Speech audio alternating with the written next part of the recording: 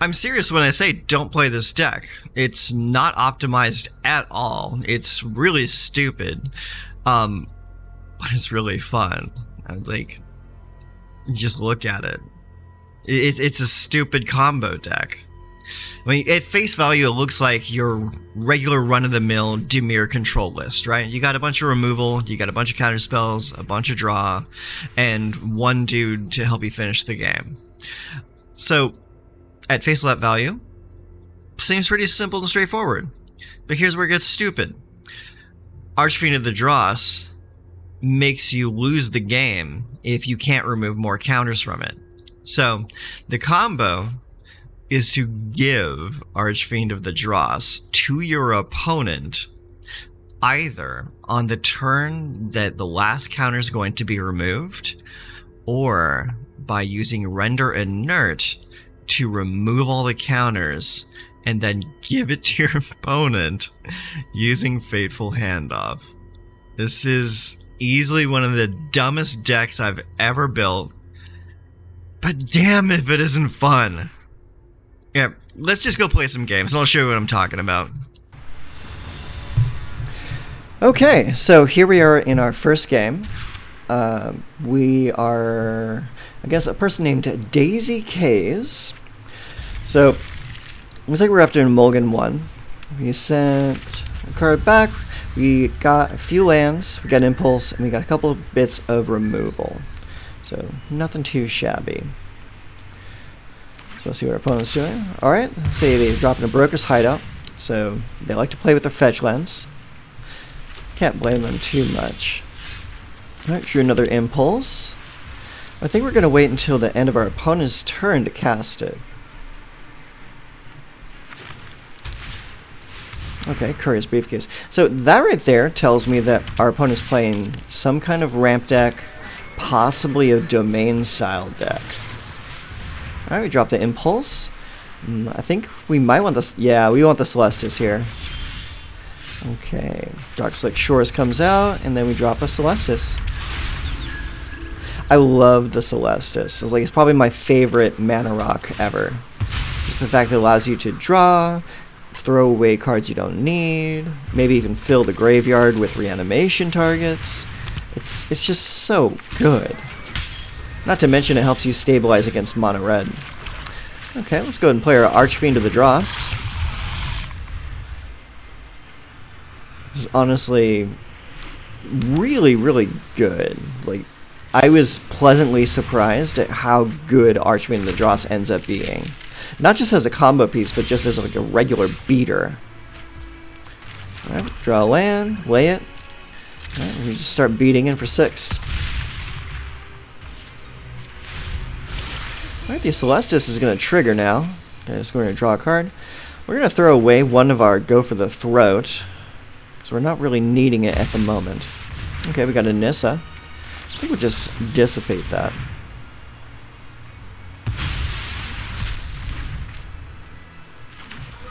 Alright, they drop another fetch land. This time it's the Cabaret Courtyard as opposed to the Brokers.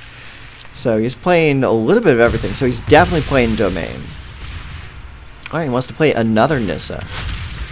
Alright, this one's going to get played, but it's not going to last for very long. We're going to get rid of it before priority passes back to them, and they have an opportunity to play another land or anything else. Alright, Archfiend of the Dross triggers for an additional 2 damage. Alright, we're going to take action on the Celestis. Card draw is a Swamp. We're going to throw that away. And we drew another Swamp. Fantastic. Let's go ahead and Impulse. We need to find something fun. Out of these choices, probably the Dissipate. Yeah. Alright, swing in again.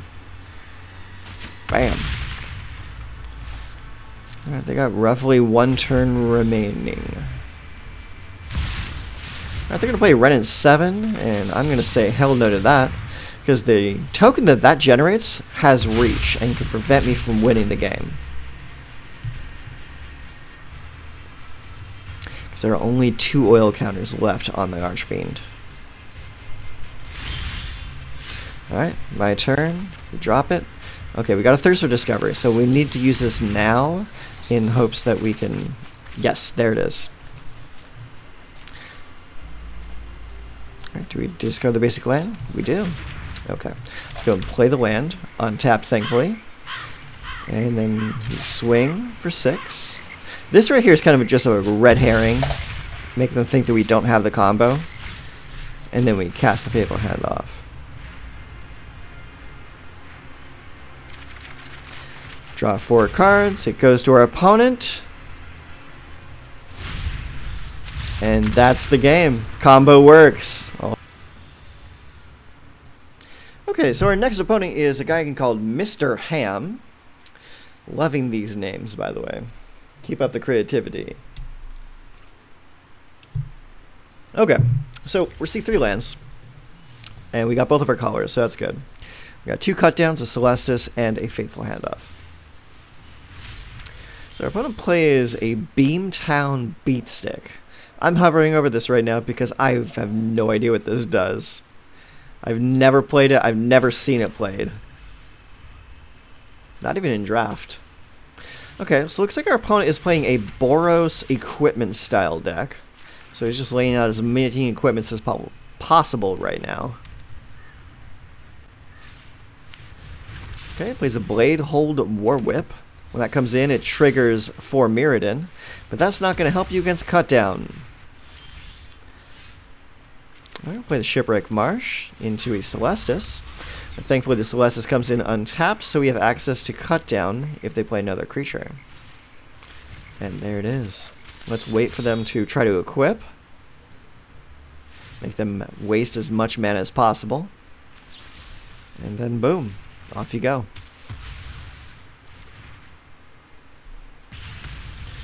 Okay, we get another land, and we play Archfiend.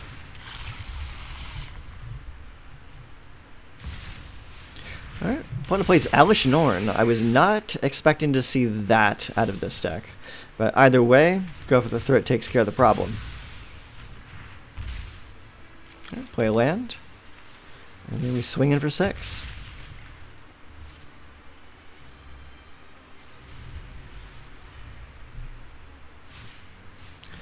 Alright, plays a Cacophonous Scamp.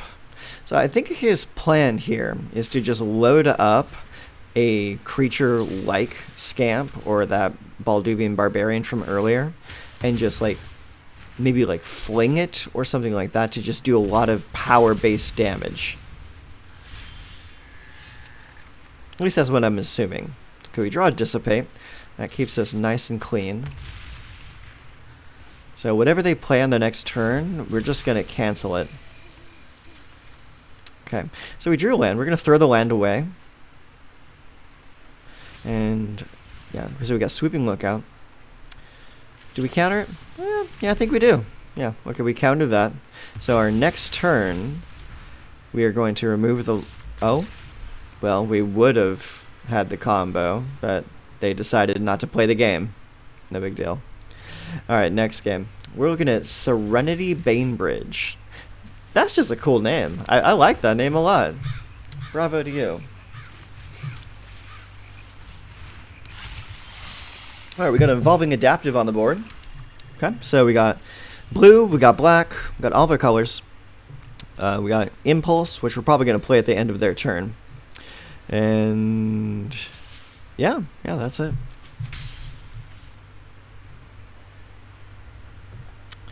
Okay, so yeah, I think we're just going to cast this Impulse as soon as it says my turn. And there it is. So what are we going to get?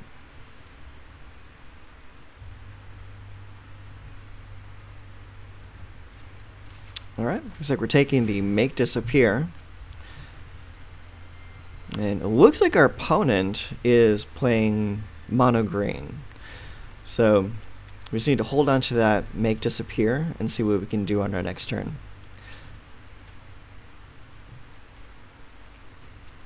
Fun fact is that creature on the board, its power and toughness is only equal to the number of oil counters that it has. So that makes Rend Inert a kill spell. I could just kill that thing if I wanted to.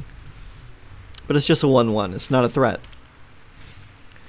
Now that could be a threat. That's got to get countered immediately. Get out of here, you Palooka. Alright, comes in for 1 damage. Play that island. Play that Dross. We're Drossin' and Flossin'. Augur of Autumn. You don't see that very often.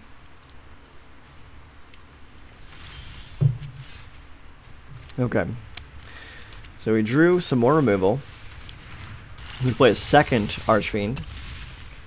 So now they're basically on a 2-turn clock. Potentially a 1-turn clock if I decide to kill one of their creatures. Because that lose 2 life clause on the Archfiend is going to trigger per instance of Archfiend. So if I kill 1 creature, that's 4 life gone.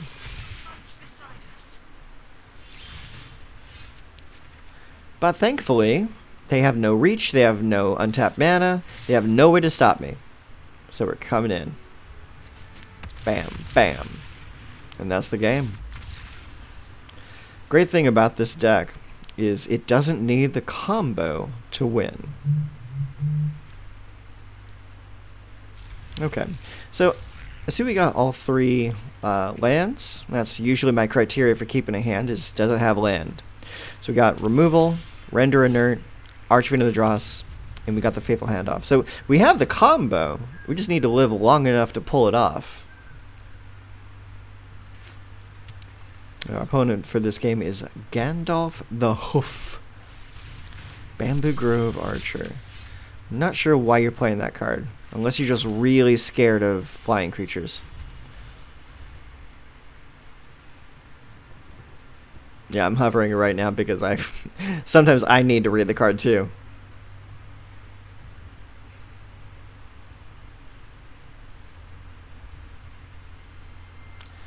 Okay, so they're taking a little bit of time over there.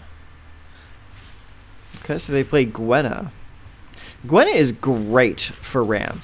Because she taps for 2, then you can untap her if you play something big. It's just a good card. So that's got to go, obviously. Okay, so if they don't play anything useful this turn, that looks useful to me. That's got to go. Yeah, so we're just going to play Archfiend next turn. Here it comes.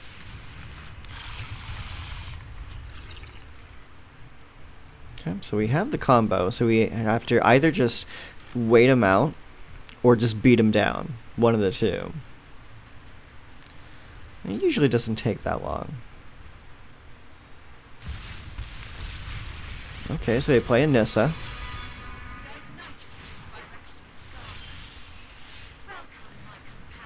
Okay, so we're going to play land. And I think we're going to attack that Nissa.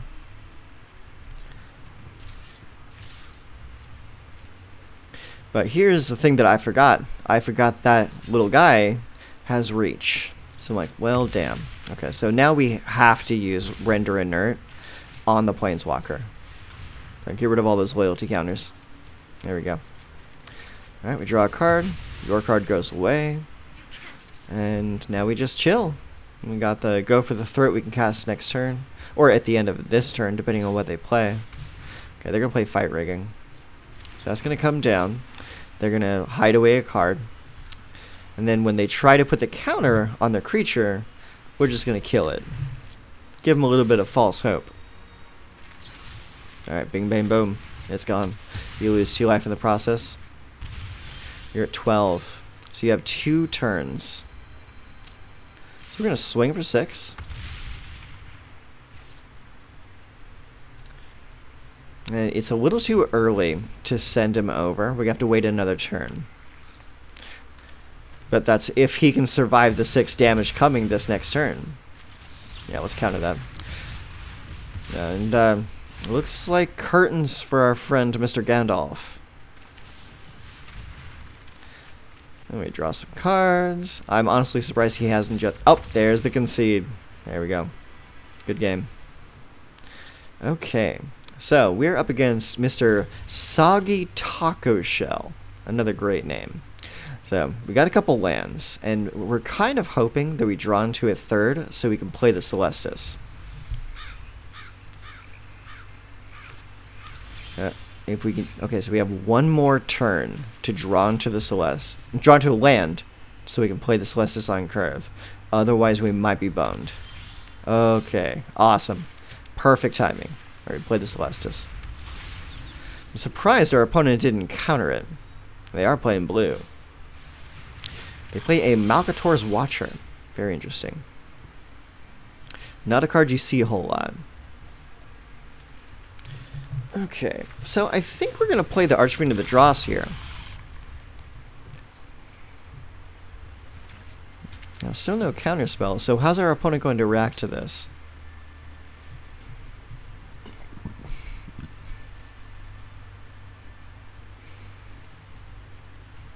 Anytime now.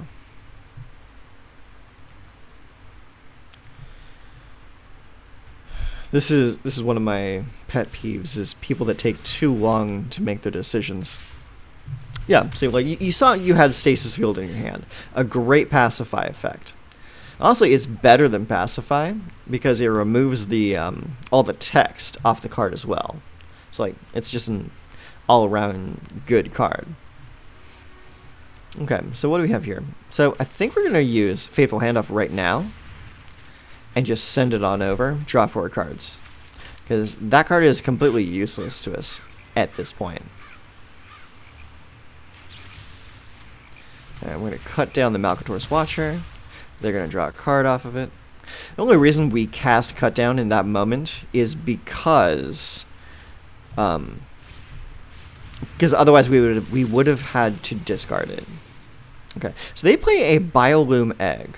Very interesting card. It's a 0/4 defender. It scries when it enters the battlefield, and if you manage to sacrifice it for any reason, it will turn into, I believe, a 4/3 Serpent. So it's pretty decent. It's not great. It's more like a limited chaff. Okay, so we have access to 6 mana right now. No real action, just reaction at the time. Okay. We're going to discard the Darkslick Shores here instead of the Make Disappear. Or not the Make Disappear, instead of the island. Just because the Darkslick Shore would have had to come into play untapped at this point. Because we have more than 2 lands in play. Okay, we're playing Thirst for Discovery. They're playing Overcharged Amalgam because they don't want me to draw cards. We're going to play Make Disappear on the Amalgam because he's likely going to use it to sacrifice the Biolume Egg, which is pretty good synergy, honestly. Okay, so we discard an island, play Swamp, and then we just chill because we are still just reaction at this point. Don't have any creatures to play, no permanents, nothing. We're just waiting. All right, we take the Cut Down.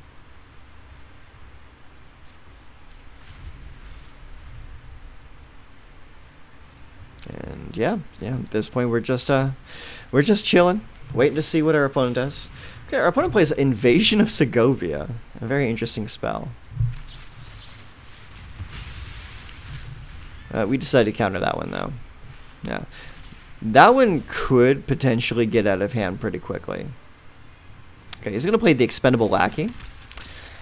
A lot of like 1/1 creatures in this deck. So I'm thinking this is one of those, and this is not the first time I've seen this style of deck. It's just tons of little dorks and token creatures for convoke spells. Alright, Celestis. We draw, we discard the Darkslick Shores. Same as before. We discard the land that would be coming into play tapped. And also if we hang on to the Swamp, if we draw a Thirst for Discovery, we can pitch the Swamp. Okay, they play the Invasion of Segovia again. This time it's going to resolve and they're going to get their Serpents.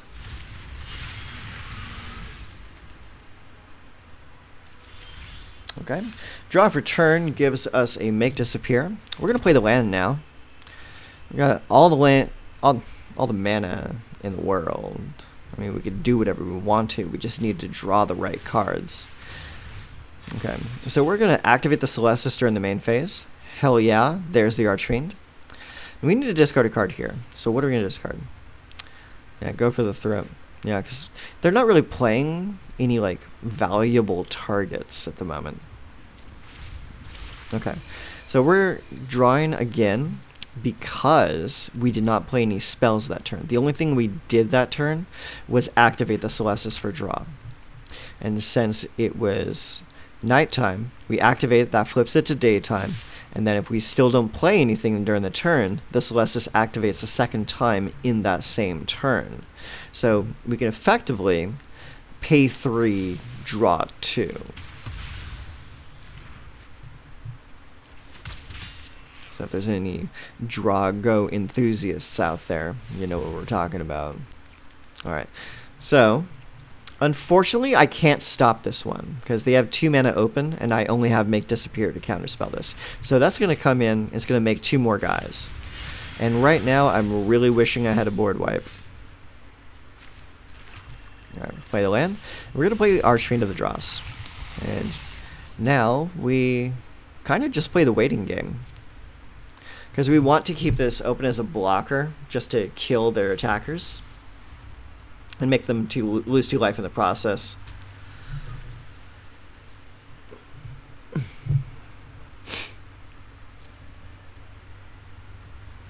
Because they're likely going to come at me with everything they got.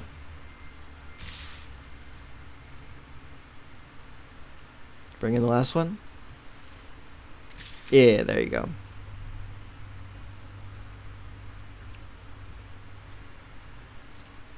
Okay, all right, we block one of them. The other 3 get through. I could go for the Throat one of them, but that's still 2 power going at that battle. So no matter what I do in this moment, the battle's going down. And it's going down for real. Alright, they get the Sea Tyrant. Now the backside of that battle is actually really cool, because it makes all of your spells have Convoke, and allows you to untap up to 3 creatures at the end of turn. So you have those available for convoking spells. So it's really not a bad card at all. It's just not something you really normally see. Alright, so he's going to get the untap, but we're just going to kill this right now. Alright, he loses 2 life. Goes to 16. Alright, Archfiend loses a counter. Okay, we draw a counter spell, which is good. But I think we might have enough mana to do this right now. Alright, we draw 4 cards, we send the Archfiend over, and we're playing Render Inert on it. Now, I had to skip forward a few minutes here because our opponent roped us. He was not happy that we were getting our combo off, and he had no way to fight it. And that's... Alright, so that's the deck. Like I said, it's really stupid. I would prefer if all of our games would end with the combo going off. That'd be fantastic.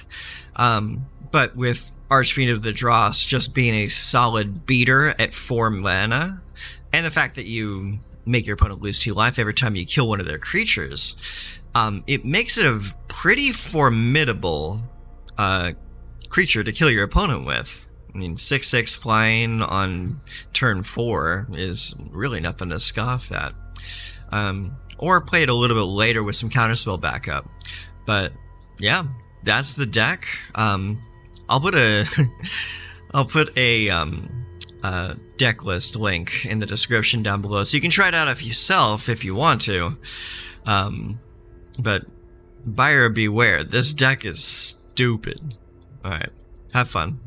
Take care of yourselves.